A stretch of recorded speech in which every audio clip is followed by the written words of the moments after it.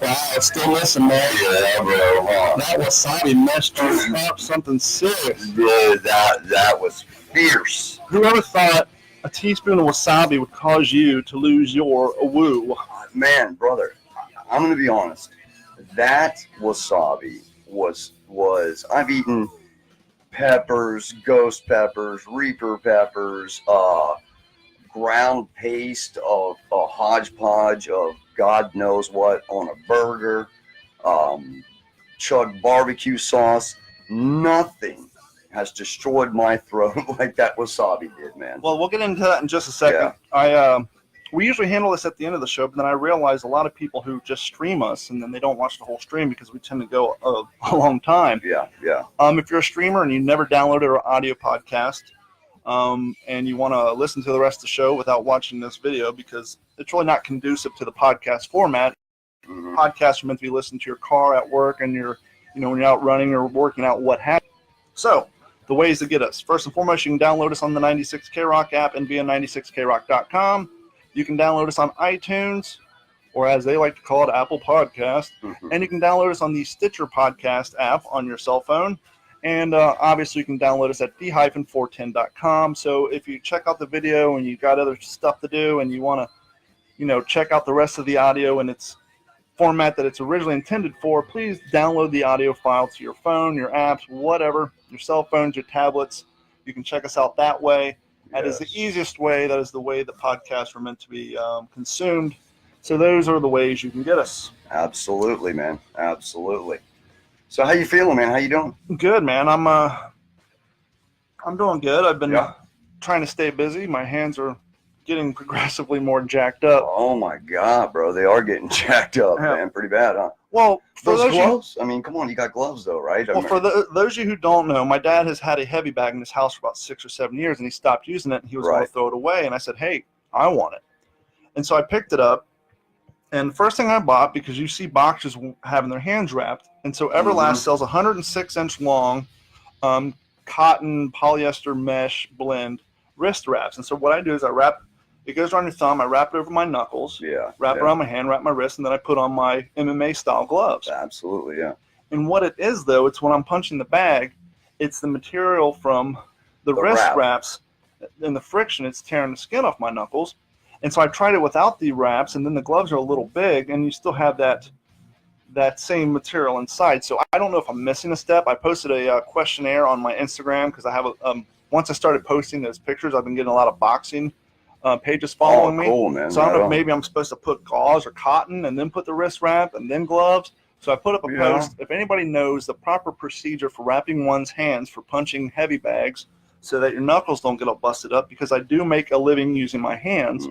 I want to try to protect them as much as I can, but I do not want to stop doing a heavy bag because it's great cardio and you do cut weight.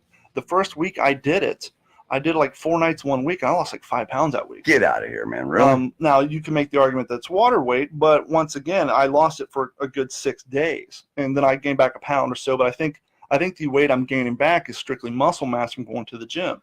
Dude, you're getting a lot more yoked. I've noticed it in your shoulders, man. So if you're a boxer or a kickboxer, a Taibo technician, what have you, if you have experience with beating the hell out of bags with gloves on, and you know the proper technique to prevent from ripping all the skin off your knuckles, because it looks like I've been getting in street fights. It does. On my right hand, 4 of my knuckles plus my middle finger knuckles busted up, and then on my left hand, I got 2 of my knuckles busted up. It's like you're training for Fight Club, man. You know, underground fights. Life Club. Yeah, the Life Club. Tell me about that one, huh? Well, part of the other reason, other than my kidney stones and my desire. You still got those, by the way? Did you pass them? I think it's gone. Either that or it's hiding in a foxhole somewhere. My kidney's preparing itself for the next battle. Yeah. But the other reason I'm so heavy into exercising is, one, I want to keep my weight down because it does run in the family, but 2, so does heart failure. Yeah. And I need to quit smoking. I quit smoking for like 3 days this week, but then the battery died on my vape, and so I bought cigarettes again. Yeah. So that's my next goal. My next thing is to get rid of smoking because heart failure does run in my family. Yeah. And so I need to work on that. So back to the wasabi. Yes, bro. I got to tell you, man. Number one, I had mentioned the wasabi in passing to Junior. That was your mistake. And you know, I didn't know how much initiative this guy would take, and he did. I already know would have something always set up. I wasn't for sure, but anyways, point being, so Stan set me up with this little cup, man, or Junior did, and I'm telling you, bro, that was the most disgusting, hardcore, gaseous, fume-building stuff I've ever eaten. Yeah. I mean, I can understand eating it with sushi or whatever, you use it with in the Oriental food department. Mm-hmm. But as soon as I put that in my mouth and I started swishing it a little bit, and then I instantly stopped because it took probably a good 5 to 10 seconds before it I don't know if my saliva mixed with this stuff started creating these fumes, man. No joke, D-Train.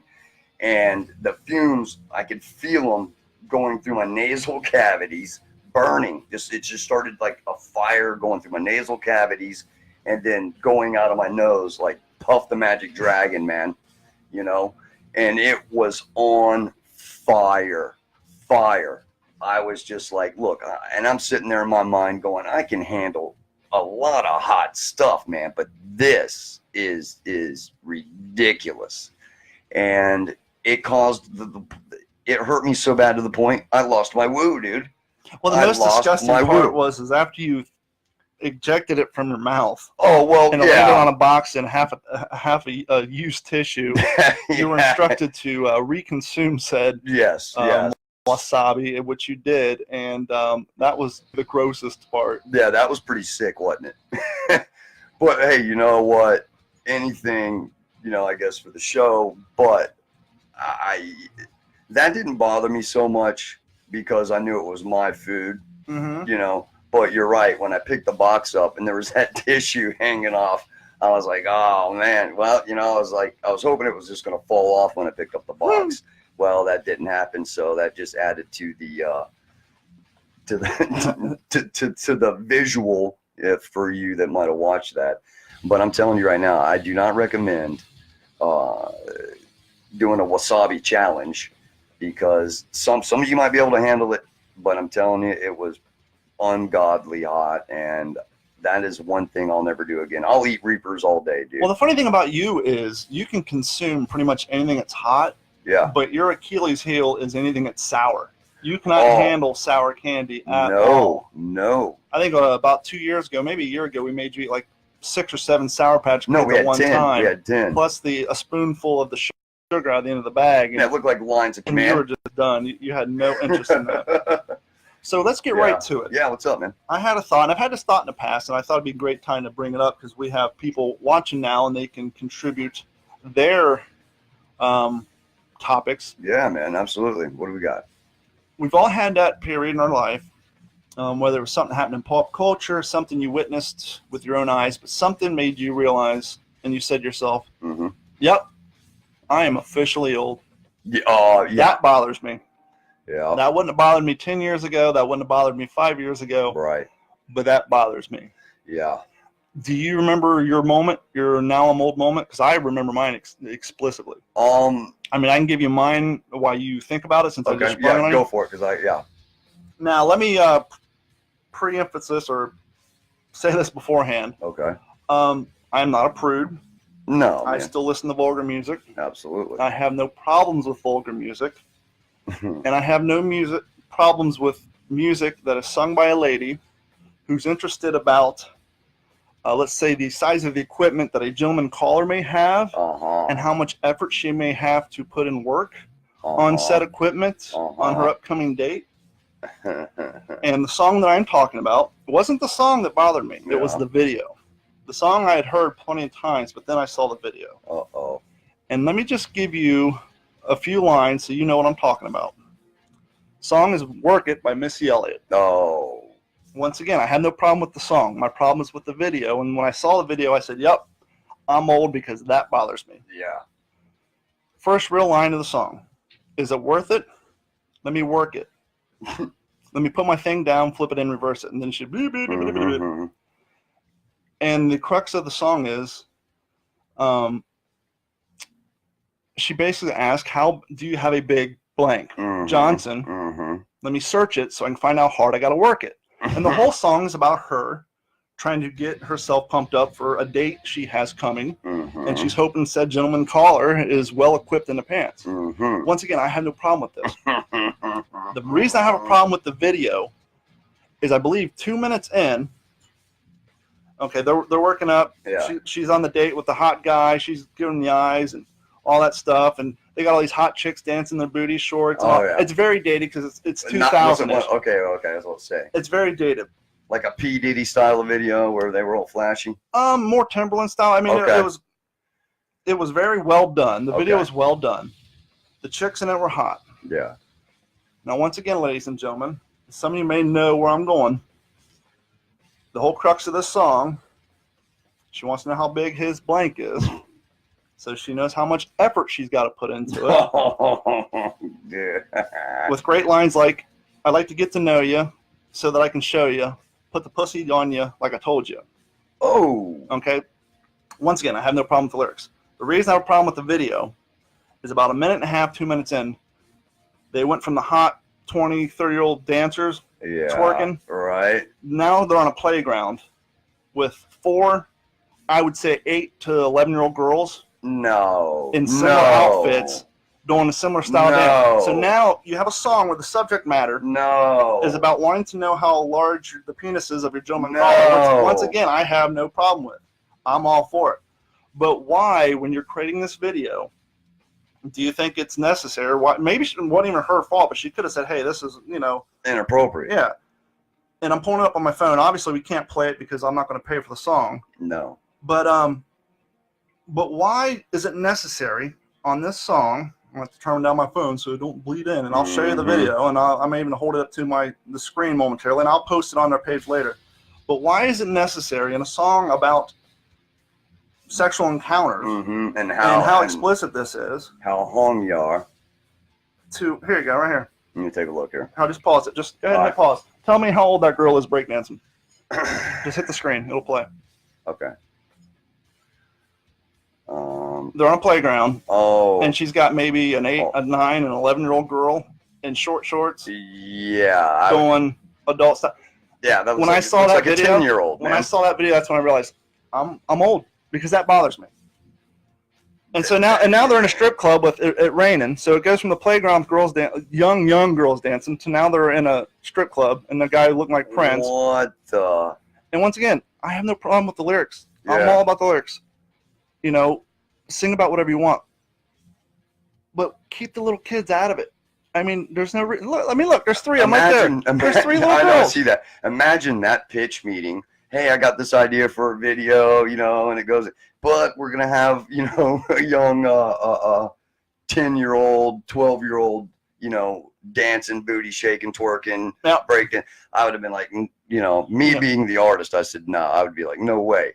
I don't see who after all, you have pitch that one. Your girl's acting like a stank, then call me over. Yeah, right. Not on the bed, lay me on the sofa. Oh, I mean, once again, this is the song. The whole purpose of the song is about what she's hoping to do with her, her man that night. Yeah. The video's great. Keep the playground out of it.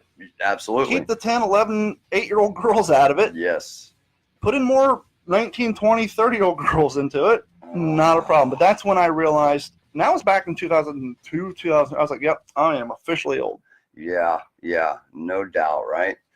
Me personally, officially, feeling old was waking up on my 40th birthday, and I'm no joke. It was like my vision was fine, even the night of being 39 turns to being 40. I woke up that morning, and I'm telling you, man, my vision went out, and I said, coincidence, maybe. Mm-hmm. But when was the last time you got an eye exam? Driver's license. That's not really an exam. That's just yeah. But I even had a problem there, man. I did the kind of like an AC/DC test on that one, which I passed. Obviously, I mean I can see, but it's just I've been having vision problems. But turning old, that and not healing, my injuries now are not healing as fast. The aches and pains. But no, what I was talking more like is not your physical ailments, but when your opinions, like I said, 20 years ago, that wouldn't have bothered me because, I would have been 18.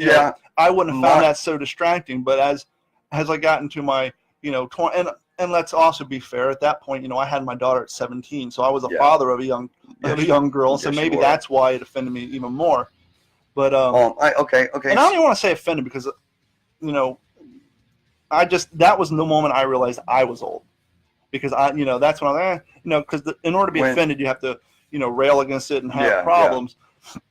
And by no means am I like trying to go after Miss Yellett. I'm just using that as an example of when I knew I was old. Definitely. Okay. I'd say 37 when my opinions kind of started changing about things about, the, political and for those you watching, I just posted that on our page, so if you want to see what I'm talking about, certain sexual innuendo that you see out on television and other things, that's when I said, I'm getting old, things are changing, and there's a more openness now in what people see. What is it? What is the new rule? Like after 10 p.m., you can get a little bit more vulgar on that national television. Well, they practice safe harbor, kind of like radio does. Technically, in radio, after a certain period of time, even though you have communal standards, when it comes to federal standards, they have what they call safe harbor. Because hypothetically, your children are in bed and shouldn't be listening to that anyhow. Absolutely. And so you can get away with more risky content without having to worry about fines. Well, obviously, when you have channels like A&E and especially Spike TV, cable, technically those are paid for channels, and so they really don't have to worry about it. But they try to keep to the same standards. But now with the big three, they're starting to go more. Like if you watch the new spinoff of Sons of Anarchy, the Mayans, I think within the first 5 minutes of the show, there's 4 F-bombs. Yes, that's what I'm getting at. Yeah, it's like, whoa, man. I mean, I remember, when I got in trouble. At the radio station for saying things that I shouldn't have said, and I got written up a really good write-up on that one and a fine. Well, you used to have a tendency to say that word quite a bit, and back then it wasn't used for that. It was a word that guys of our generation would use for weak guys or pussies. We used it as a a slang term, and you're out with your buddies and you're all riding bikes, like like I was saying previously before, riding bikes. Last one there's a or kind of like Spicoli said when they're talking about other surfers when he's doing his interview. He said, "Ha, those guys are." Yeah, and it's the same thing. Yeah, well, the language.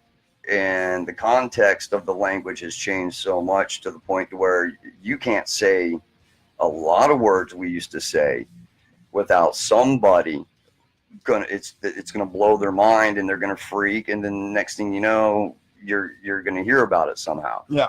In some form, way or the other. And like Friday, yesterday, you know, I had to sign my piece of paper for just being loud. Oh, you did get written up for that? Yeah. That's fun. Yeah, got wrote up for that for being loud. So, and I get it, you know, I went out of control, but I didn't use any kind of words. No, but as Stan suggested, if it was the opposite way, because or back when I was there, we would complain a lot when the people were talking in the hall. Well, if someone across the hall was being that loud and interrupting our show, I mean, and I got we it. we would have been pissed about it too. I got it. So that's a fair assessment. And when I talked to the head guy, I apologized and I said, "Look, sir, I understand, but it was just blown. I thought it was just a little blown out of proportion." No, you lost your shit, dude. You were literally screaming. Well, to the point where you lost your voice. Prior to losing your voice with the Wasabi. Give us a woo. Woo! Yeah, you still lost your woo. That may be a good thing you lost your woo. Maybe I got to change it, right? Maybe change it up. I don't know, man. People love the woo. Last night, right? Did you go out to that? Yeah, I was out at the bar last night seeing my buddy's band Bite the Bullet. Mm-hmm. And great group of guys, man. These guys rock, dude. They really do, man. They bring it every time, and they are so good, man. Probably one of the best bands, local bands that I know of. You know, that play covers. You know, they got some of their own stuff, but they play covers. So I was out there last night, and of course, you know, he on the mic, he's like, "Hey, guess you know we got Waterman here, you know, from the Waterman and D-Train show." Mm-hmm. And I was like, "Yeah, you know, Waterman D-Train show in the house." And couldn't give him a woo. And everybody's, you know, actually everybody's asking, "Where's D-Train? Where's D-Train?" I was like, "He couldn't make it tonight, you know." And so I got up on the mic, you know. He lets me get up on the mic, so I get up on the mic and talk to the crowd and like, "Hey, you know, be sure to tune in to our show, you know, just a little banter." Sure. And then, you know, I gave a woo, but tried to. I said, well, you know, what I did with the crowd is I said, "All right," you know, I said, "On the count of 3, I want everybody out there to give us a big woo for Bite the Bullet." So that helped cover up my weakness, my woo weakness that I had last night, you know. Yep. Thanks, everybody. Hey, I'm glad you're here for the show. On the count of 3, we want to hear a big woo, okay? 1, 2, 3, woo! And it was like, all right, man, you know. And yes, thank you again very much. Yeah, I'm telling you, man. I'm telling you guys. You wish. No, I don't have my cricket sound effect yet. I got to bro, put that in there. I'm not joking. It was really like that, though. People were clapping and going crazy, man, you know, coming up, you know, wanting to talk about the show and everything else, and it was pretty cool, man, because I mean, I wish you were there. Next time they play, man, you got to come out with me, man. You know, just because I only hung out for like a couple hours, man, and bailed. But when I went up for my second mic gig, you know, I knew that one woo took it out of me. Yep. Couldn't do it again. You blew your woo load? Dude. What's up, Jay? OG5 in the house? OG, the OG5. So while we're on this topic of when you felt old. Oh, yeah, I'm sorry. This is a theory that I came up with a few years ago, and maybe some of the parents watching could fill in, because I don't know how it is now, because I don't have any 12, 13, 14-year-old young men in my families anymore. No. But I know that when I turned 13, 14, that's when you got the black light posters. Oh, absolutely. That's when you got the black light. You got your first lava lamp. Yeah. Rolling the first JJ. You had 2 decisions to make. Were you a Doors guy or a Led Zeppelin guy? And now the theory I came up with, and here's the theory, is years later when I got married, my wife at the time, her brother was just turned 13. Oh, boy. And he started getting a black light poster. Yeah, dude. And he came up to me and said, "Do you know who the Doors are?" Get out of here. And I realized the Jewish community, when their boys become men, they have a bat mitzvah. Oh, yeah. The old. Dun, dun, dun. Us Gentiles, when our boys turn 14, they discover classic rock. Damn, they discover black light posters, lava lamps. Yes. And now, for me, I was more of a Doors guy. I listened to some Led Zeppelin stuff, but I was more of a Doors kid, because once again, you're 14, 15. And so I don't know if young dudes are still finding that type of music when they're making that transition out of middle school and high school, or if they moved on to something maybe from the 80s and 90s. I would think so. But I mean, this was even back in 2002, and I just thought it was funny that me doing that in 91 and then her brother doing that in 2001. That is funny. It was like the exact same thing. They discovered the music, then the black light posters, and the black lights, and then the lava lamps. And so I don't know if it's still that way now or if they moved on to like Guns N' Roses and Nirvana. Yeah, true, right? True. You know, speaking of those posters, mine were the Iron Maiden.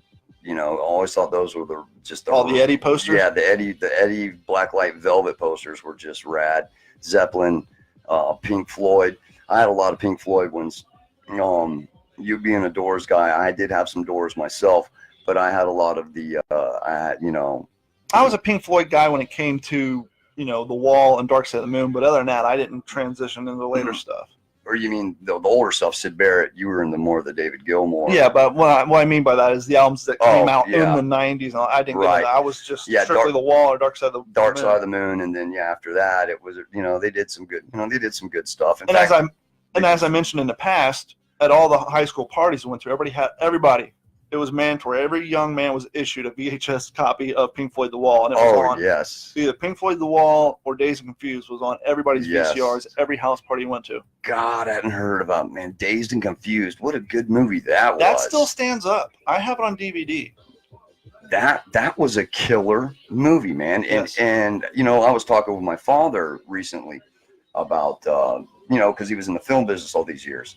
Not to jump too far off topic. But he said when he bought that film for distribution rights, he said it bombed. Absolutely bombed. It was called Classic. Yeah, and then it became this gigantic cult. Well, I think Friday was the same way. More people once. Yeah, true, huh? Once Friday got into the Chris Tucker, Ice Cube. Once it got into the VHS realm and on HBO, and people were watching it at home, and the word got out. Oh, you got to check. I mean, Friday was that movie in 1997 that everybody quoted. I mean, they're still quoting it nowadays, but not. Dazed and Confused, Friday were two huge underground. Another one, Big Lebowski. Didn't do too well. I was looking at movie quotes on that earlier. Didn't do too well. Apparently, Pearl Jam is one of the albums that young kids are one of the groups young kids are discovering now. So they're revisiting the early 90s grunge again. So instead of them going and discovering the Doors and Zeppelin, it's more like Nirvana and Pearl Jam. Soundgarden and all that. I can see that because that was a great shift in culture and music at that point. When Bush, George Herbert Walker Bush, got beat, and Clinton came in. That changed the game right there, and then the 90s, those early 90s, and then the music. I mean, between all the hair metal bands, Poison, Whitesnake. Well, grunge was a direct result of all those bands. Well, yeah, those were they wanted to do something different. They were more street. They were more, wearing everyday clothes like what you would wear going out of the house to run errands. You know what I'm saying? And, it's not like you're going to sit there and put eyeliner on and tease your hair and then head out, Now, Bill mentioned Pulp Fiction, but I don't think Pulp Fiction was a box office flop. I think it did well in the box office. We're talking about the movies that didn't do well. Yeah. Music-wise, let's think about Beastie Boys' Paul's Boutique. It was a industry flop, but now it's, to most Beastie Boys fans, it's known as their best album. Yeah, but when it came out, it was a complete and utter flop. Oh, absolutely. Absolute classic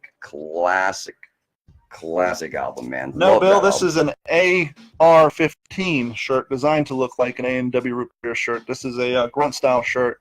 Yeah, but yeah, it's disguised to look like an A&W root beer shirt, but it actually says AR and there's a 15 instead of an AN symbol. I like that. I like that shirt a lot, man. Where do you find those? Do you order those online or something? Yes, sir. Gruntstyle.com. Oh, man. Oh, yeah. That's right. Speaking of that, man, some of the clothing as well. Those military flip-flops, man. Can you tell me about that? Because I've been looking, but I can't find the ones that you had mentioned for some reason. That was a few years ago, and I don't know if they're still out there. But what it was, there was a couple of guys who came back from serving over in the Middle East. And they figured, what a better way to get back at the Taliban at the time. Now it's ISIS. Yeah. Because the way Taliban ISIS are, women are not even a second-class citizen. They're like a fourth or fifth-class citizen. They're not allowed to be educated. They're not allowed to be the work. They're not allowed to be in a room with a man other than their husband or their father. Yeah, it's all burqa'd. And so these guys they came back and they wanted to start an apparel company, and they started with flip-flops, and they said, what a better way to get back at the Taliban than to go back over to the Middle East, set up a manufacturing plant there, and hire predominantly Muslim women, thus giving them independence, giving them employment. Hopefully they will take that independence and employment that they got from making, going outside of their religious laws, and hopefully, I think they even started an education program for them.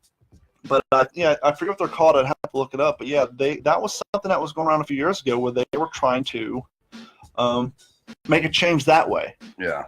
Through independence and economic power. Yeah, that's pretty cool, man. That's pretty cool. I was looking them up, trying to find the ones that we were talking about, man, because I thought I had it saved, but I guess I didn't at one point. Yeah, combat flip-flops. Oh, that's what it was. Combat flip-flops, man. Yeah. What kind of is it like a special material? Are they using like recycled rubber from tires and stuff like that, or? I don't know. They have apparel now as well. I haven't looked at it in a long time, but for example, they got women's AK-47 flip-flops, what they call them. Men's Flopperator Coyotes. Nice. They actually have shoes that look very similar to Topsiders or canvas. Yeah. Like handbags, but yeah, that was their original goal, was to set up manufacturing over there to help them and have these women get jobs, become independent in a way almost. Here we go. I'll be damned, man. Yeah. They're bitching, man. They're bitching. I thought that was a rad flip flop, man. And hell, that's all they wear over there, anyways. Sure. I don't see a single Muslim wearing shoes, man. It's like they all wear flip-flops, man, or sandals or whatever. And that was back when Tom's blew up. That was the original goal of the Tom's company. The guy who ran that, his name was not Tom. I forget what his name was. Right. But he was I don't know if he was part of, what the hell is it called? It was real big back in the 70s where he'd go over to other countries. Missionary or something? Well, he was a missionary, but there was another one. A lot of the hippies would join it. But anyhow, he was a missionary, and he would go over to these third world countries, and he would notice that these young kids and the indigenous people were wearing these little shoes that were made from canvas and woven soles. And so his idea was, I'm going to come back here and I'm going to sell these shoes, and for every pair you buy, I'm going to donate another pair to the people in these villages. That's right. Well, and they blew up and they got popular. But then Skechers started making a knockoff version. Whether that, now, not to knock them, they may have donated shoes as well. I don't know if they did. But just like anything else, the fashion trend took over to the point where the people who were buying them had no idea what the original mission statement was for those shoes. Right. And they got to be a huge trend for the millennials and the kids of that generation, which, if you're in it for the mission statement, I think that's great. But let's be honest, aesthetically, those are ugly-ass shoes. Yes. And I used to make the joke that, if you're wanting to help support by providing shoes for those kids over there, that's great. I'll have at it. But if you're wearing this as a fashion statement, I can assure you, you take any one of those families, bring them to the United States, they'll get a job, and within the first month, they're buying a pair of Adidas or Nikes because they don't like those shoes either. There's no art support in them. They're aesthetically ugly. I'm sure they don't protect your feet. So as far as a fashion statement, I was never into the Toms, the original ones with the square toe. Thank like God, I said, man. I'm sure if you brought anybody over from those third world countries who wore those shoes, once they got settled here, they'd be buying Adidas and Nike. They're going, yo, this is a nice, man, my feet I never just felt mentioned better. Nike, let's talk about the elephant. I know you've been kicked off of Facebook, and so you may not be aware I am aware. The flooding. I am No, aware. I know you're aware of the story, but over the last few days, Facebook has been flooded with memes. Whether it's one of the knights from Monty Python's movie. Search for Holy Grail, and it might say, insult me. If you have to insult them twice, just do it. Or if it's, whatever. People are making memes. But the thing is they're still putting the swoosh, the Nike, and the slogan, just do it. And as I posted on my Facebook page yesterday, money well spent. Yes. Yes. My crutch phrase I got to stop using, maybe I should shoot myself, is let's be honest. But let's be honest. Within the last 20 years, the quote-unquote just do it campaign has kind of fallen flat. Yes, it has. Back when it first came out, they flooded the market. There's billboards, people wearing shirts, it was everywhere. Bumper stickers, window car stickers. Just do it. Just do it, and Got Milk were the two things that flooded the market. Right. And Tiger Woods is one of the last banner flyers for the Just Do It campaign. And a lot of the diehard Nike guys, they still wore the shirts, but as a pop culture saying and something in the ether, Just Do It has been dead for about 15, 18 years. Yeah. Well, with their Kaepernick campaign oh my God. and the fire that it lit, I've seen Just Do It and the Nike swoosh in my daily life more in the last 3 days than I've seen in the last 20 years. So as far as them, money well spent, give your marketing guy a raise. Now, before you all go after Nike, someone posted on a comment that a news story that Adidas and Puma had gone after him too. So it's not just Nike. Oh, really? All the other companies, they wanted, my beloved Adidas. I'm an Adidas guy. Yeah. I have an Adidas hat on right now. But it's not just, they realize, just like the same reason Rolling Stones put controversial people on the cover of their magazines, because even if they don't buy the magazine, that magazine covers on every news channel. Oh, yeah. Well, at least back in the day. Now no one pays attention to that. The visuals there, people are looking, and so despite what your opinion politically about the Kaepernick thing, you gotta tip your hat to Nike. Well played, because that is a well played. Once again, now I have seen some of the memes where they're getting smart and they're not putting the Nike Just Do It. They're putting their own little catchphrases. But like I said, within the last 3 to 4 days, I've seen the Nike swoosh and the phrase "Just Do It" more in 3 days than I had in the last 20 years. So money well spent. Wow. Well, did you hear where Jordan has now? I don't know. There you go again. We'll fix it here in a second. I don't know if it's a full what he's doing, but apparently Michael Jordan has made a cease and desist order on his Air Jordan shoes. Well, didn't he start his own shoe company a while back? He stepped away from Nike. So did he? Okay. I may be wrong, because I'm not up on Nike. And for you Jordan wearers out there, you can let us know. Well, I know the Air Jordan gig right now. He's not too happy with the Colin Kaepernick thing, and he's making them supposedly stop any and all production of new Jordan shoes. And for any of you out there who are entertaining the idea or sharing videos where people are burning their Nike stuff, yeah, you seen that with Nike doesn't care. It's already paid for. People are taking flamethrowers to them. It's already paid for. They don't care. And once again, there's no such thing as bad publicity. Oh, I know that for a fact.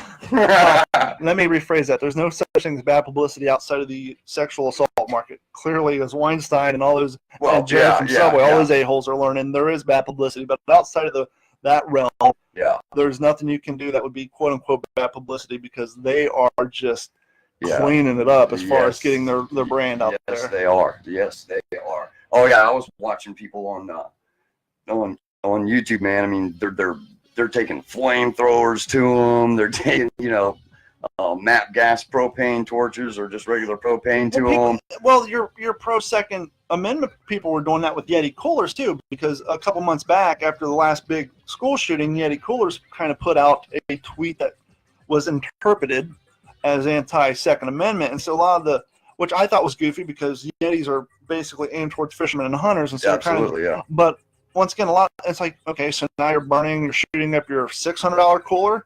Here's an idea. Instead of doing that, go on to shittycoolers.com, buy the shitty logo, cover up the Yeti logo, and now you still have your $400 cooler that you've already paid for, instead of essentially throwing $400 away.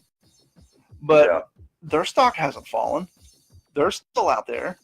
And so, once again, bad publicity, no, money well spent. Did you see? And by the way, the only people who are really offended are old fucks like us. Yeah. The young kids, they're going to go out and buy the Nikes as a way to flick us old people off. Oh, because absolutely. You got to remember, as a kid, and we all went through it, we were all rebels without a cause. Damn right. And so now Nike's giving them a cause. Now, hey, it's cool to say F the system and F your parents and F this establishment. What a better way to say screw you than to go out and buy a fresh pair of Nikes, because everybody hates it when. So they're not going to. Yeah. And once again, in that market, they're the ones with the expendable income. They're the ones who go out and buy the $200 shoes. Big time. I've been relegated to buy my Adidas at outlet stores because I don't even want to pay $80 for a pair of shell toes anymore. Hell no, man. And so the thought of paying for overpriced Nikes, no way. Yeah, that's bro, unreal. Hey, real quick. Sure. I want to touch on this because this is wild stuff, man. Elon Musk. Yep. Okay. On the he did I'm not going to mention names, but Why not? We've already plugged Nike. We've plugged Adidas. We've plugged Combat flip flops. I've been plugging Miller Lite for the last 10 minutes. Grunt Style, Burton snowboards, Vision skateboards, which I think are out of business. Damn right, Circle K. Thank you for your support, everybody. By the way, you can go to D-410.com. Get your Waterman D-Train Show shirts, please. Woo! Yeah, man, those are rad shirts. So Elon Musk, man, he was on Joe Rogan's podcast Thursday. I don't know if you caught the story or not. And they're kicking back and they're talking. Now, this guy, the more I look at this dude, I mean, he's an odd character, man. So, I mean, beyond super smart. Beyond, I mean, the guy's just, it's intense. That's the guy who brought the commercial flamethrower for your enjoyment to limited quantities and sold out them within like 2 hours. Oh, I know. You know how many he made? How many? 20,000. And all gone. In 4 hours, he said. Yep. They sold them all in they were $500, sold them in 4 hours. You know the loophole for that? Well, he said, I do, and I can't remember what he was saying because he was having an issue shipping them to foreign countries because there were some people in foreign countries buying them, and it was labeled as not a toy. A weed control device. Agricultural. Is that what it was? The same reason Florida and Indiana get away with selling fireworks. Okay. When you go to buy fireworks year-round, you have to sign a waiver. If you read that waiver, you're basically saying that you're using your fireworks for pest control, such as birds that are affecting your crop, eating your corn, and things. So that's the loophole. It's agricultural. It's weed control. But this guy, he was on Joe Rogan's podcast, man, Elon Musk, man, and they're kicking back and they're talking about all, his tunnel systems and, Yeah, he's trying to put an underground train in LA. In the city of Los Angeles. Well, he's building it from his house to the LAX because he travels so much that he's tired of sitting in LA traffic. So why wouldn't he have his own private plane? Who knows, man? Who knows with this guy? He's one of these weird savant geniuses. So as the podcast is going on, I guess they started drinking whiskey on the show. And they're having some booze, and then next thing you know, Joe breaks out a blunt. Which Joe's been he's been all about, and plus they're in California, so that's gonna happen. Yeah, and he's an advocate for it. And so Elon started smoking, taking some riffs. Well, the backlash of this is it's recreationally legal in California and Vegas, so. But bro, the backlash is absurd, man, because the guy, his stock dropped 11%. Like he cares. The test. Yeah, like he truly cares. He's had 3 resignations, immediate resignations, people, because they were so upset. Like his PR guy or lady was getting just hammered with, and she goes, whoa. And then the 3 employees that did that, they'd only been there for a few months. And they said, we weren't prepared to work for this guy. We thought it was going to be a job. He's a loose cannon.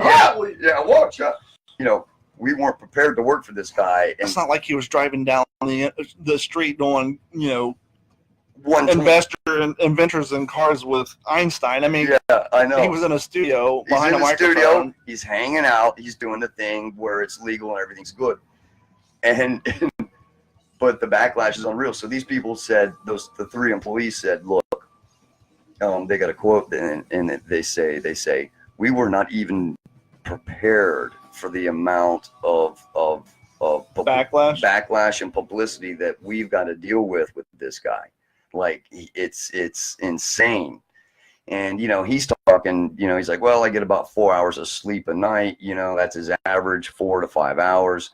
He's constantly working on all this stuff. But if anything comes from this, why wouldn't you look at it like this way? Here's a self-made billionaire. Damn right. One of the smartest, successful inventor of our time. Absolutely. More creative than Steve Jobs. Yes. More successful than Bill Gates. Absolutely. The guy came up with a child-sized submersible to help get kids out of the coal mines within 20 hours. Why don't you look at it like this and say, hey, maybe all the propaganda that we were taught about the negative effects of marijuana on one's brain and one's ability to work and one's motivation, perhaps, maybe, just a little bit of bullshit. Yeah, just a little. You think? Because clearly, if he's taking rips like that, he wasn't a lightweight. No, it wasn't his first time at the party, and that just goes to show you that there's benefits. And I'll be honest with you, when I lived in California, I worked at a job that had been in business for 3 years. The owners were multimillionaires. Right. They were clearing after they paid all their employees, all their overhead, all their taxes, all their insurance. They gave me free Blue Cross Blue Shield insurance plus free dental. Damn right. They were clearing take home $80,000 a month. Both of them. Wow. Both of them smokers. Wow. And this was back in 2001. Yeah. I just think it's hilarious what now they're, because he did that, it's like they're trying to bring the man down now. Like, you know what I'm saying? You know how the media builds people up to tear them down. And that's what seems like what's happening with him now after this past Thursday and what he did on Joe Rogan's podcast. It's like they with the resignations and bringing recreational and medicinal marijuana use to the forefront, another topic again, head topic, and it's like, come on, man, the dude is so smart. Well, and to be fair to the media, because you're going after the media, I'm sure the media outposts you're going after was Fox News, and probably the Christian networks, which is what I'm getting at, is they all have a fiscal obligation to play a role for their demographic, for their agenda. Yeah, and so they have to, and just like I'm sure CNN and MSNBC didn't have a problem with it.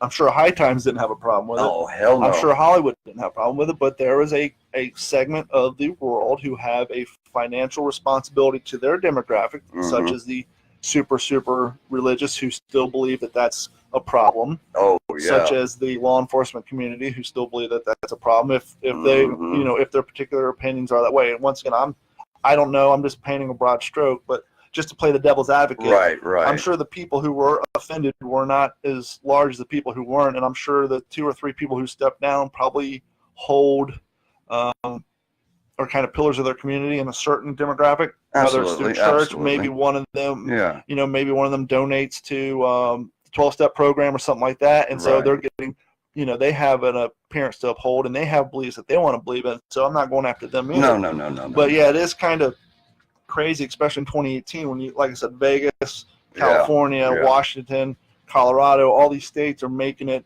not only medical but recreational. Come on. Out of all the states that it's illegal, who would have thought that the one, I guess it's a district of Columbia, Washington D.C., it's been legal there for over, was it a decade, maybe 2 decades? Well, it's Washington, D.C. It's do as we say, not as we do. And this is the thing I've always pointed out, going back to Clinton's day with the cigar. And I may be wrong on this too, and if I am, please let me know. Yeah, but did you ever know with when it came to the tobacco tax? Yeah. They always aimed it towards the cigarettes. Yes, they are. The Truth commercials always aimed towards the cigarette. And yes, I know children, and they're trying to protect children, but they've gone after adults for smoking too. Very little attack on the cigar industry.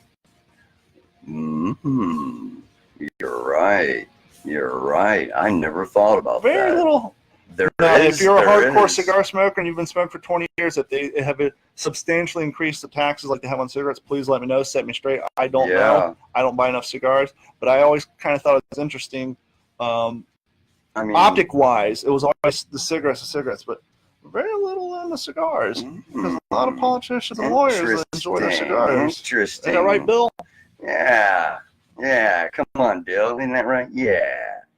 Wow. I never, you know what? And you know what? Another thing, that they're bringing liquor commercials back on television. All right. I saw one for Crown, such and such. Are they sponsoring any large races yet? Not that I know of, bro. But shout out to Burt Reynolds. You'll be missed. Yes, absolutely. Give us a call. Yeah. 727-300-2926. That's 727-300-2926. We want to hear from you. We want to hear from you. Any kind of questions you got. Please set me straight on the cigar stuff. If you're cigar smoking, I'm completely off base. It's just something I kind of noticed back in the 2000s when I was a 3-pack day smoker. Yeah. Call D-Train to set him straight on that. Hell, call me just to set me straight, period, man. I have one more topic on my list of shit. All right, what you got? And I posted a video on my D-Train page the other day. Yeah. And I don't know if maybe I should just start the presentation, just live streaming that video to explain it, or if I could just explain it myself. Well, I'd like to hear a little audio. What do you got? Let me find it on my Facebook page. And usually, here we go. While I'm looking for that, hold on. Let's see who we have. Waterman and D-Train Show, what's up? Hello. Hey, it's Junior. Hey, what's up, Junior? What's going on? What's up, Junior? How much? I just tuned into you guys. What are you talking about? Hello? Your phone's breaking up. Are you at the studio? Yeah. No, I'm out. Do you hear me now? Yeah, I can hear Yeah, you. you sound good now. What's up, man? Is this a Verizon Were ad? you talking about Elon Musk? Yes, he was on Joe Rogan, and as you know, he was supposedly smoking, but if you look at the video, he's even inhale. Yeah. Well, that excuse only works for Bill Clinton in 1993. Yeah, I know. I kind of get what you're saying there, Junior, because it looked When he blew out, it was just like a giant cloud. It was like a giant cloud in front of his face. You noticed that too? I've noticed that as well, and I thought, that's kind of. Yeah, he definitely didn't inhale. He just put it in his mouth like a cigar. Yeah. Ironically, I was going to say, so just like a cigar. I mean, well, it was, Joe explained to him as they were, taking, they were drinking some whiskey as well on the show, but they, Oh, yeah, yeah. Now, Junior's all about the sipping whiskey. Yeah. Oh, yeah. But they were drinking, we'll get into that in a second. So, I want to hear that. Wait, what did you say, Jacob? What? You're all about, no, not Jinkum. You're all about the sipping whiskey. Sipping whiskey. About the sipping whiskey. Oh, I love some whiskey, not Jack. Damn right, brother. Hell, I remember the night we recorded El Camino, boy. We sipped some whiskey that night, didn't we, brother? Yeah, Fireball Dave. That's a freaking nightmare. You guys were shooting the whiskey, not me. Well, he doesn't drink on the job like you, Dave. Oh, come on. Well, man, you guys, had a big old gigantic pail of it, man.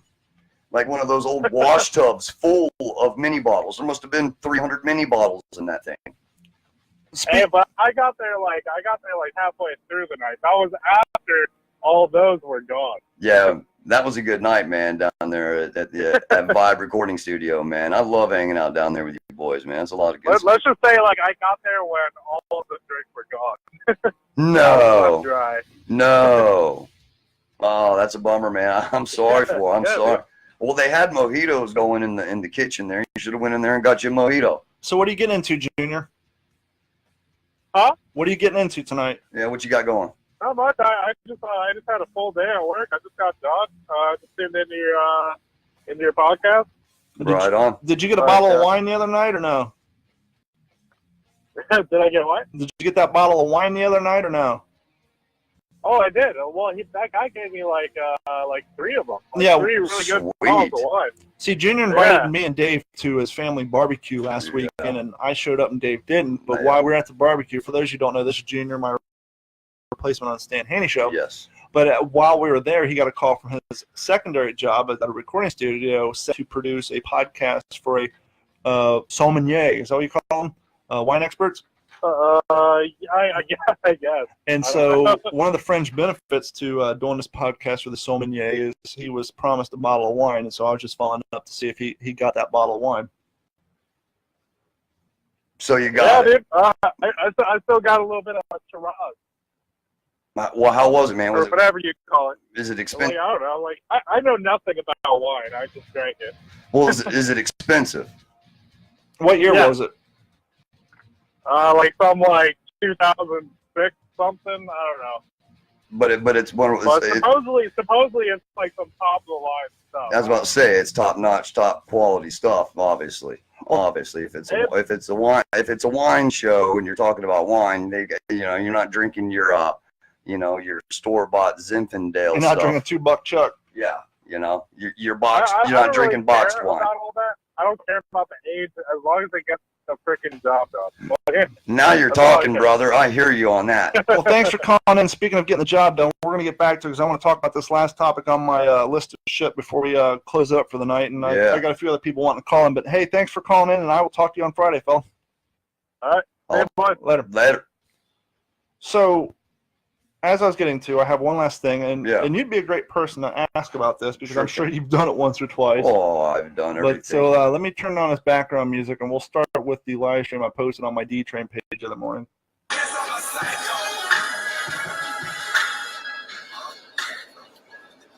Good morning. It's still dark out, as I implied in the title of this video. I pull up to the gas station and get some coffee, and on the side of the building, laid out on the sidewalk, are two gentlemen. One of them has a cell phone in his hand. My first thought was, wow, this guy's sleeping in the street. But even he has a cell phone, something Dave can't pull off. Oh, forgot about that. And I realized something. They're not homeless guys. They're landscapers. Now, I believe primarily for safety reasons, landscapers don't start working until the sun comes up because obviously you don't want to risk running over something with your equipment or hitting something with your weed eater, damaging it, or causing pain to yourself. And I appreciate the work ethic. I really have no point to this video except for the fact that I'm kind of confused. It's like, it's 6:43 in the morning. It's still dark outside. You guys can't start work for probably another 45 minutes. And you're sleeping, literally trying to sleep on the sidewalk next to a gas station. I mean, yes, it's Cape Coral. Come on, we've had our crimes here. Why not just sleep in bed for an extra 20 minutes and then roll out and head to the job site? I mean, are you that gung-ho to get your day started as soon as the sun comes up that you're going to leave the house early and sleep on the sidewalk until it gets light out? And I know the landscapers because they got a super nice Nissan Xterra, X90 Xterra, Nissan Titan, brand new Nissan Titan with the utility trailer parked on the curb with the back ramp down. I was just confused by the fact that these cats are sleeping on the sidewalk at 6:30 in the morning. Well, one of them was watching his cell phone while plowed on the sidewalk. And like I said, I really didn't have much of a point to this except for I was confused that you're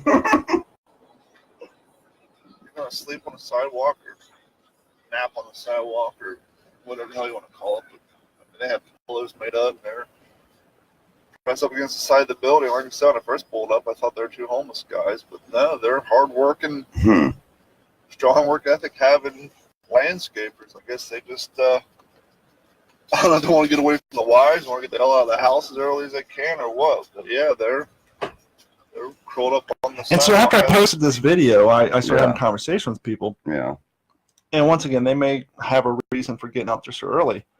But it also dawned on me that I've seen in the middle of the day, when it's on noon, these cats will post up on people's lawns and just take a nap. Oh, I've lean up against a tree. I've seen it all over. And so the topic of this is sleeping on the job site. Yeah. How? Why? It's not a good look. No. You and I mentioned this before about landscapers showing up, and the guy had the pajama bottoms on, the wife beater shirt. Yeah. And as I posted on my page in a text comment, is I used to fertilize lawns back in Ohio, and our office said, "Hey, we don't even want you sleeping in the vans because it looks bad." Yeah. It's like, so. What? How are they maintaining the job? You're trying to put on a professional atmosphere. Absolutely. And you're showing up, and literally, when I pulled up, they had their.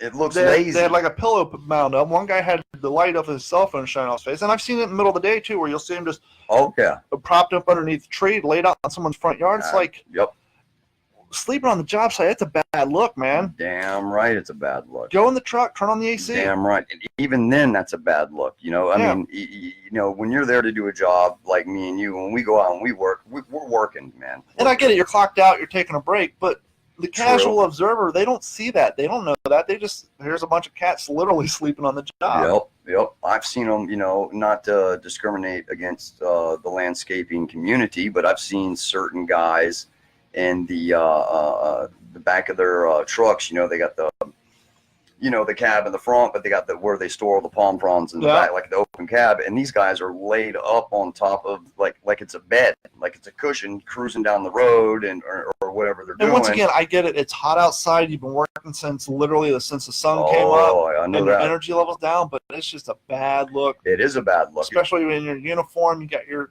truck and your logo on the site. You're not sitting there thinking like I would be going, hey, you know what? Those guys look like there's some hardworking dudes. We're going to hire these guys. Waterman and D-Train Show, what's up? Holy crap. Hey, what's up, fella? Who's this? Is this Bill? What's up? Yeah, it's Billy. What's going on, Bill? Bill, what's Is that happening? Dave the Waterman there? Yes, yeah. Yeah, what's up, Bill? What's going on, bro?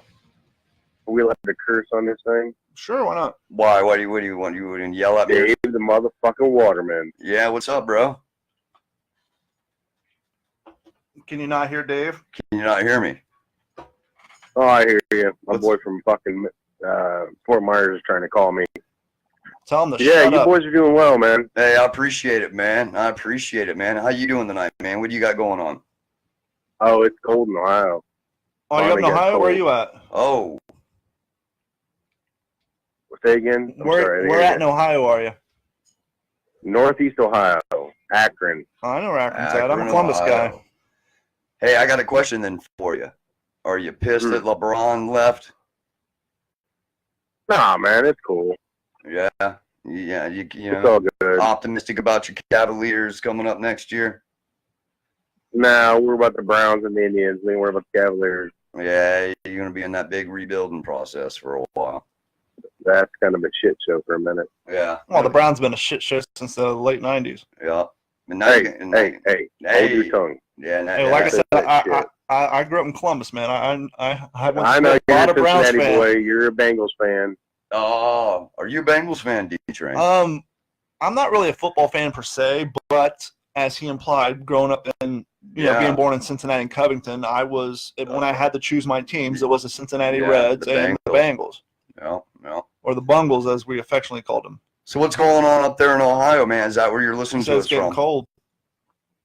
This is the best time of year up there. I used to love October up in Ohio. October, November, leaves change. It's starting to get cool.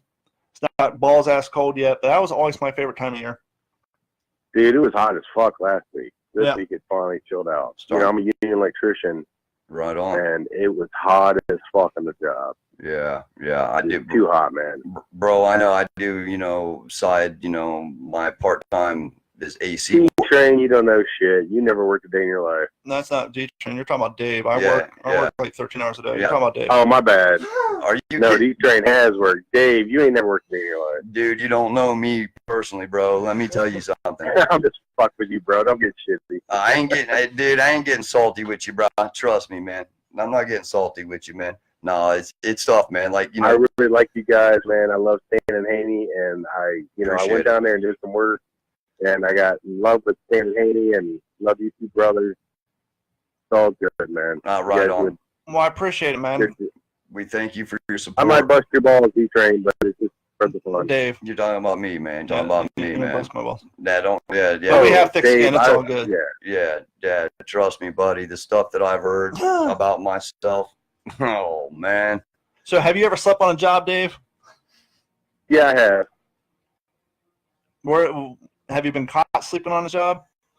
No, I was hungover when the porch down was up for 2 hours. Yeah, that'll do it to you, man. What about you, Waterman? Have you ever been caught physically sleeping on a job? No, never, because I will tell you when I didn't get caught.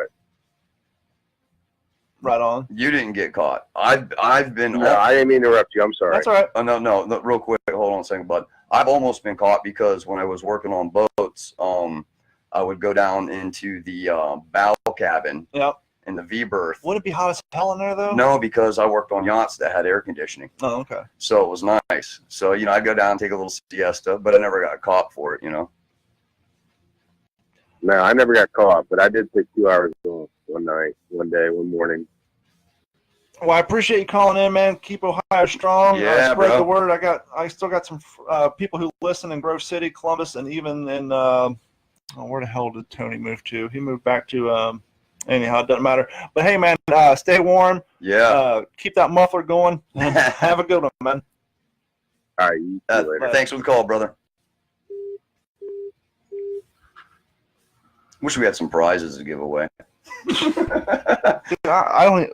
We're so broke. We're not there yet. Hey, you know what? I had one of our dedicated listeners ask us to maybe possibly in the future do an OG5 get together. Okay. But as the name implied, including you and I, there'd be 7 of us there. You'd have the original 5. Well, that's guys. fine. That's fine. But the original OG5 plus me and you. And I kind of thought that would be a good idea. Maybe in the future we get a few people together and the original OG5 and go out and just kind of mingle, man, because they want to hang a little bit and talk to us in person and stuff. I thought it'd be kind of a cool idea. Sure. But that's down the line, and hey, we'll see where it goes from there, man. So what do you got on your chicken scratch? Really, I had Elon. Today was. Let me tell you, I don't know what it is and why I attract oddities. Okay, and it's just the way it goes for me on a daily basis. Like literally every day is an adventure. Mm-hmm. I don't know where what the day brings. So I leave the house right before I'm getting ready for the show tonight. And I leave the house and I'm pulling out of the neighborhood. Now, mind you, I'm pulling out of the neighborhood and I got to make a couple different turns down a couple different streets just to get out. Sure. And I always take. New here on Action News. Sorry, I'm trying to queue up a story, but all right. Seeing how I do everything off a single computer here, it gets a little scrolly. Go ahead. Well, it's a fairly quick story. So go ahead. So I'm cruising. You're losing that voice again. The man who lost his woo. Well, darn, whatever. So I'm cruising, man, and I'm making my turns. Now, I've never talked with this person before. So I'm going down. Next thing I know, I see this guy in a BMW. He's in the middle of the road, and he's waving at me, doing the full freak out, waving his arms like this. And I see him down, I see him way down there. It's like, this guy's, what's up with this? Is there something wrong? Is there an emergency? Does he need help with something? So I stop, and I stop, and the guy's like, "Hey, man, you're my neighbor, right?" And I was like, "I guess. I mean, I live way back in the neighborhood." And then he's like, "But you're my neighbor." Okay. And I was like, "Okay." Splitting hair, sure. Yeah, you know what I'm saying? I was like, "Okay." And mind you, now I had my hand on my billy club. Okay. Just in case. You got a permit for that? Well, that's right. You're not allowed to carry those, are you? Mm-hmm. That's what you're saying. Did you? I didn't know. Yeah, whatever. So, what you do is you keep a baseball bat, a glove, and a ball. Yeah. In the car. Okay. Well then. Yeah, I do. I got a baseball in there. Yeah, I sure do. Do. Yeah, I got a baseball, and I got a catcher's mitt. Yeah, a catcher's mitt. So I'm cruising, the guy's waving me down. We go through this whole weird neighbor exchange thing, and I've never talked to the guy ever. And he's like, "I really need your help, man. I really need your help." And I'm like, "What's up? What's the problem?" And he's like, "I got to go get a car. And I can't get there." And? Yeah, that's what I'm saying. I'm going, uh-huh. And he's like, "Can you help me?" No. Well, I help. Now, he says it was a car. and it was in a parking lot. Uh-huh. And he was kind of, yakking about his wife and all this and that, and how she's just an idiot and da-da-da-da, and bought this car. Well, come to find out, it wasn't a damn car. It was an area rug. What? But the way, no offense to some of my Latino brothers and Chicano friends and stuff, but he spoke really good English. But no, he was playing you. He knew if he said, "Hey, I need you to help me go pick up my area rug," he would tell you to go F himself. Yeah, I would have been like, so he said, "No, I need to go get my car so I can get to work." Yeah, so no, I just bought a car. Is what he said. I just bought a car and I need to get it to the house. Yeah. So I said, give me a minute. And I had to run to the store, and I went back to the house, and then I was on my way out. And I said, then the guy goes, "I'll give you money." And then I started thinking, woo, all right, but what's the catch here, man, besides just what we're doing? Is there something weird? Is this dude like some kind of weirdo? Sure. So the whole time, I got my hand on your on my base, my glove and ball, sure, ready to go. Yep.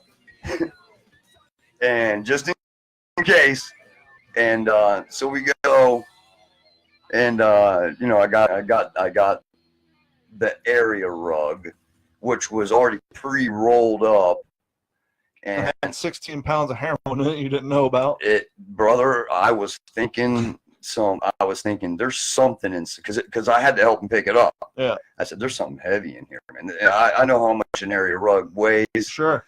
But when it took, 3 of us to carry it, we even got just a random guy out in the parking lot to help us pick it up and load it. Yeah. Shall we say? And we get to the guy's house, and then his son comes out and helped us carry it in. We draw. I let go right at the front door. I didn't go into his home. I said that's it. I got to go. I've done my role. Yeah, I'm out. But he gave me a few bucks for it. But I still thought, I would never do that. I don't know. I don't know if he seen me go, drive up and down all the time. Now his son's a skater. So I'm always out there, and every time I drive by, yell at him. I'm like, come on, dude, do nollie kickflip, man, just laughing, or I'll drop by, hey man, manual, come on, 50-50 that, because he's got a little launcher and stuff out there, But why does that sort of attractiveness of oddities and odd people happen to me all? Birds of a feather flock together, my friend. Bro, I'm not weird, man. I'm actually a decent guy, unlike what Stan makes me out to be. On the show, on the other show, I am not truly that person. You know what I'm saying? Yeah. Look, dude, I outsmarted Junior, for God's sakes, on the quiz Friday. So come on, man. No offense, Junior, if you're listening. You can keep practicing. One day, you'll get good. I want to close the show with a quick news story. Sure thing. Hey, you damn kids, get off the lawn. This guy was such a dick. Hmm? Yeah, check this story out. Is this legit? Yep. This is from ABC 6, the ABC affiliate in Pennsylvania. All right, let's fire away. A Virginia man got so fed up with children at the local bus stop trespassing on his property that he put up an electrical fence. Hey, you damn kids, get off the lawn. Parents called the police after finding the fence just inches from the bus stop. Brian Tucker said signs posted in his front yard had Brian Tucker, that's my dog's name, said signs posted in his front yard did nothing to keep the little brats off his lawn, so he installed the fence. Quote, I'm not in charge of other people's children. I'm not directing people's children on what to do and how to grow up. All I can do is protect myself and my property, and I got the fence up. The local police officer determined that the fence was on the easement and asked Tucker to remove the fence. He did so, But the city notified him that he is allowed to put it back up if it is actually on his property proper instead of in the easement. Oh. Now, I don't, obviously the news doesn't go into whether or not the kids are leaving trash in his yard, if they're Right. standing in the grass and it's causing the grass to die, or if he's just one of those crotchety old bastards Hey, damn kids, get off the lawn. who just don't want kids walking on the grass. But he went as far as putting up an electrical fence Wow. right where the kids' school bus stop is. Wow.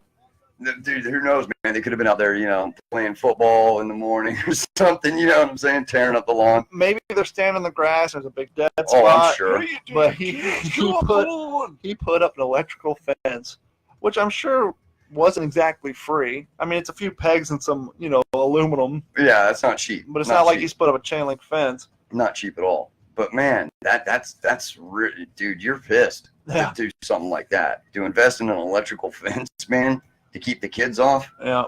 I mean, and now you're really getting pissed.